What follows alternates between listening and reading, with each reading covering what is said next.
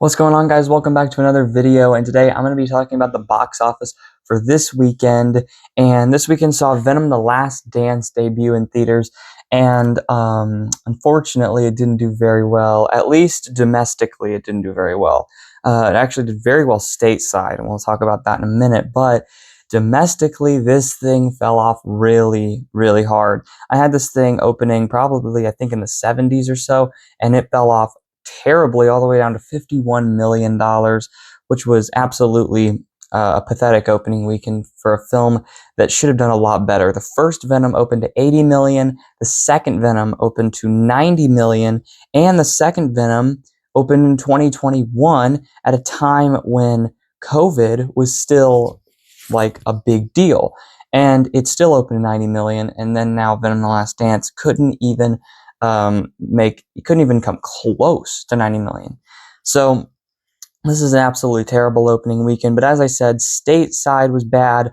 Overseas was a lot better, with a $175 million debut worldwide and a $125 million debut outside of the domestic area. And so that's very, very good. It opened in the 40s in China, which was insane. I think it was one of the biggest Hollywood opening weekends in China of the post-pandemic era. And so it did very well overseas and made up for a lot of its terrible stateside numbers, as you can see here on Deadline talks about it. So yeah, just bad opening here in the States for Venom: The Last Dance, but overseas did a lot better. So let's go over and talk about the top 10 for this weekend. Obviously, Venom: The Last Dance coming in at number 1 with 51 million. Again, not very good for the kind of film that Venom: The Last Dance is. And it kind of raises the question as well, is whether or not comic book movies as a whole right now are kind of falling apart. You have Joker 2, which did absolutely horrible on its opening weekend, failing all the way down to like 37 million. That thing was supposed to do better than Venom: The Last Dance, and Venom: The Last Dance ended up doing better, and it still was bad. So that just goes to show how bad Joker opened. And so Joker flopped, and that did bad, and now you have Venom: The Last Dance flopping, and not flopping necessarily. It's probably, still going to break even and make probably some money, but it's not going to make as much money as it should have. If whether or not maybe comic book movies, they're not the juggernaut of the theater like they used to be 5 years ago. 6, 7 years ago, a comic book movie came out and it was a sure hit. Like, everybody's going to go see it, right? $1 billion film for pretty much every comic book movie that came out. That's not the same now. And so you're seeing that with Venom and Joker, that comic book films are no longer the obvious hit and just guaranteed runaway smash that these comic book films were just 7 years ago. So it's unfortunate for Venom, but it does look like that might start to kind of be the case. And so coming in at number 2, you have Smile 2, which dropped 59%. That's not great at all. It's not really a respectable drop. It's a pretty pathetically bad drop. 59 million, it's not great. It's not like it's over 60, so it's like terribly bad, but it's not where we wanted it to be, which is like 50% drop, right? And so it made 9.4 million this weekend. It's up just over $40 million overall. So yeah, not great for Smile 2, a film that, already opened, I think, a bit under what people thought it should open to. So not great for it. A film that did actually open very well is Conclave, which made $6.5 million in its debut weekend. And that's pretty good for this film. It was supposed to be, I think, between $4 to $6 million is what it was supposed to make, and it ended up making 6.5 million, so it was a little over the highest expectation. So some good news in the box office this weekend, because there's not much good news. So coming in at number 4, you have The Wild Robot with the exact same 6.5 million, down 36% from last week. And this film continues to make money. It's doing incredible at the box office.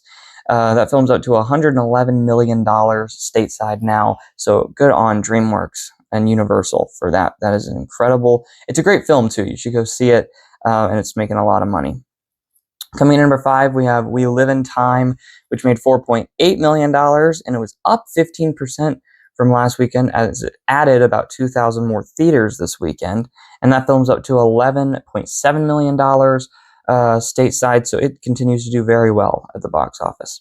And coming in at number 6, you have Terrifier 3, which made $4.7 million, down about 49%.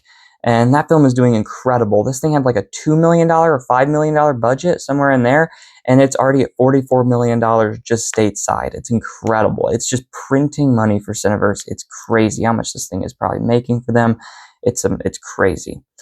And coming at number 7, we have Beetlejuice at $3.1 million, down 37% from last weekend.